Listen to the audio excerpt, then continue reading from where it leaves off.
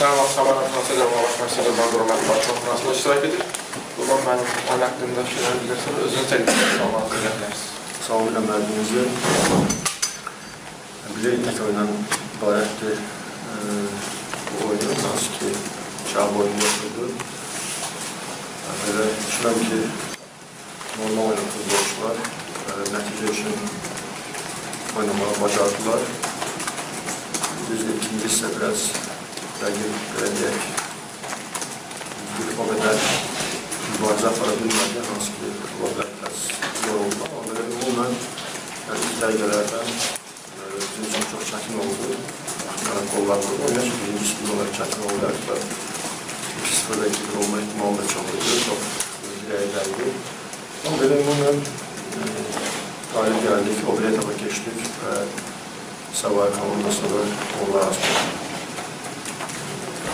Mənim uğurlar, oyundan qabaq bildirilirdi ki, bu oyun ola bilər Tofiq Bəhrəmov adına Respublika stadionunda keçirsin. Buna nə mani oldu və belə deyilən nə keçiyor? Belə bir fikir oldu açığı. Oldu, biraz hava şəraiti birinci gün yağışlı oldu. Həm də stadiona qulluq edənlər o qədər də meydançı üçün yaxşı olmayacağını dedilər. Qərinə oyuna kimi. Ola bilər, hər hansı tədbirlər olardı. Belə 50-50 idi açığı, oynamaq ehtimalı, oynamaq olar və olmaz. Belə sonunda fikirləşdik ki, çoxdan da bu stadion həmişə tədbirlərlə birləşib, daha yaxşı olar ki, bir dəfəlik düzəlsin, ona görə bura saldıq. Amma çox istəyirik orada oynamağa. Biraz meydançanın kırılmasına görə burada qaldı.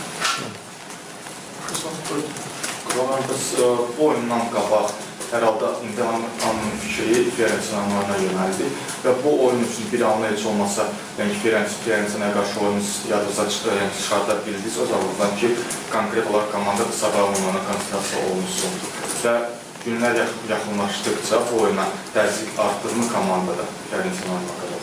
Açığı belə deyək, mənim yadımdan çıxmadı. Mən yəni futbolcular çalışırdım ki, bu fikirlərini bu oyuna yönləndirsinlər. Yəni həm toplantılarında, həm məşqlərdə. Amma nə qədər özümü göstərirdim ki, siləhlirim ki, yəni mən tam bu oyunu kökləmişəm. Amma işlərdən fikir qalırdı orada. İstərsinə biraz oyunun bağlı düşüncələr var. Amma belə futbolcular istəyirdim ki, tam bu oyunu köklənilmişdir. Elə bir məqam oldu ki, bu oyunda yəni sırf Fiorentina üçün quraşır o taktikanı bu oyunda yoxlayır. Yox, belə fərqli oyunlar, fərqli komandalar və fərqli sistem, hansı ki, vacib olan futbolcuların belə deyək, idman formasında qalmasıydı, yəni konusunda düşməsinlər, bəzi oyuncuları istirahat edilmişdi, bəziləri 45 dəqiqə oynatdıq belə. Yəni o oyuna tam fərqli hazırlaşacaq. Sadəcə ən birinci məqsədimiz bütün oyuncuların ən azından hazırlığı eyni sırada olmasıdır və idman formasının tam qaydasında olmasıdır. Həmçinin məlumatlarını növbətçi mərhələdə Sumqayıtla qarşısı və artıq 3-cü dəfədə səhv eləmirəmsə eyni rəqib olub 4-1-də. Rəqib barədə fikirlərini maraqlı olardı. Açığı bugün belə deyək, bir o qədər düşüncəmiz yoxdur. Amma bütün oyunlarımız Sumqayıta qarşı ağır olur. Keçən klub Cənab oyunu səhvlərimizə biraz antrenörü olaraq oyun günündə oldu. Amma belə ümumən həm çempionatda, həm digər oyunlarda həmişə onlara qarşı çətin olur bizim üçün oynamaq. Çünki həm fərqli sistemdə oynayırlar, həm çox istəklidirlər, istəkli məşqləri var, daima agresiyalı oynamağa çalışan futbolcular daima agresiv olurlar. Belə hələ ki fikrimiz bugündən başlayaraq Fiorentina oyunda olacaq. Düşünürəm ki, müvəqqəti bir zamanımız olacaq, həmin oyunu tam hazırlaşmağa da bir analiz etmək. Rəşadın son durumuna gedir. Rəşad elə məşq edir. Məşqlərə başlayır, düzdür, biraz təbil ayında məşq edir, amma 4-5 günümüz var. İnşallah ki, yenə də həkimlərin qərarından çox şəxsi olacaq. Qulam bəy, bu yəni Rəşad oynayacağı halda düzdür, Rəşad həmin oyuncu çox vacib futbolçu, yəni ya çox vacib futbolçu, yəni gələcək karyerasına təhlükə yarada bilərmi? Yəni Sətənədə də oynaması. Bu vaxt belə baxanlar başqa çıxış yolu yoxdur. Yox, yenə deyirəm, yəni həkimlərin qərarından sonra biz düşünəcəyik, hansı ki, yəni əgər 100% əmin olmasa həkimlər, qərar veriləcək oynamasına.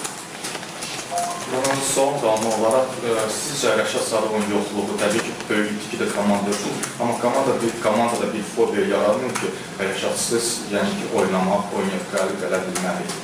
Yəni ki, deməzdim belə, sadəcə hamı belə deyək də, futbolçular ümumiyyətlə bir insana, bir kapitana öyrəşəndə belə, onun məqludu olmayanda istərsinə biraz hələ futbolçu təsir edir və meydanda nə qədər çox inanlı futbolçu olsa və nə qədər çox lider olsa və ən başlayacaq, yəni kapitan meydanda olsa, istərdim futbolçularda biraz atlayışına olur, daha da özünə inanma olur. Mən dəfələr demişəm ki, mənim hər bir əksəriyyətin oyuncusunun oynamaması, onun zədə alınması və yaxud da kartlarının oynamaması istərseniz hər bir məşqdə bəzi problemlər yaşadır ki, əlində olan futbolçuların sayı azalır.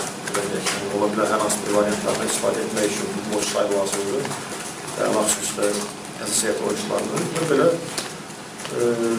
belə hamı da istəyir ki, Rəşad meydanda olsun və ən başçası onun öz karyerasına görə, onun sağlamlığına görə və belə yenə də şu an nə qədər olacaq meydanda hamı sevinəcək, hamı da gözləyir və istəyir. Ama Maksim yönetine karşı oynayacaq, Vadeli oynayacaq, Rəşadla oynayacaq sual altında. Sonrasında nə vaxt belə çətin durumda olursunuz? Belə çətin, gəlici olacaq, vacib olacaq.